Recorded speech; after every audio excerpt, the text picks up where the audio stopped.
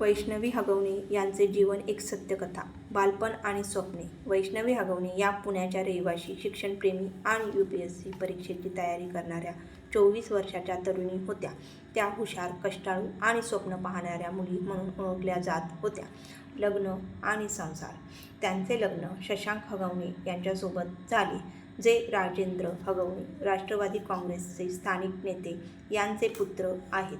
लग्नात 51 तोळे सोनं, आलिशान कार आणि इतर दागिने, दागिने अशा मोठ्या प्रमाणात हुंडा देण्यात आला होता.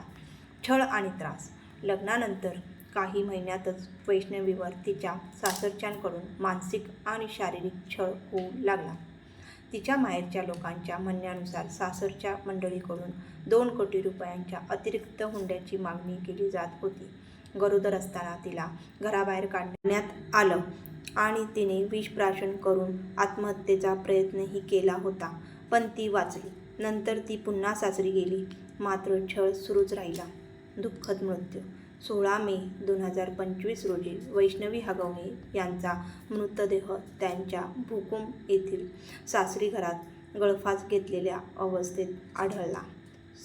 सुरुवातीला ही आत्महत्या समजली गेली, पण शवविच्छेदन अहवालात शरीरावर जखमांचे निशाण आढळून आले, ज्यामुळे संशय वाढला. कायदेशीर कारवाई. पोलिसांनी पती शशांक, सासू ननंद यांना अटक केली.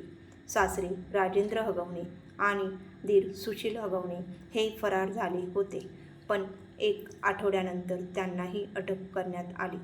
या प्रकरणानंतर राष्ट्रवादी काँग्रेसने राजेंद्र हगवणे यांना पक्षातून निलंबित केले. अशाच लेटेस्ट सत्यकथा ऐकण्यासाठी माझ्या चॅनलला सबस्क्राईब करा आणि व्हिडिओ आवडला असेल तर नक्की लाईक करा.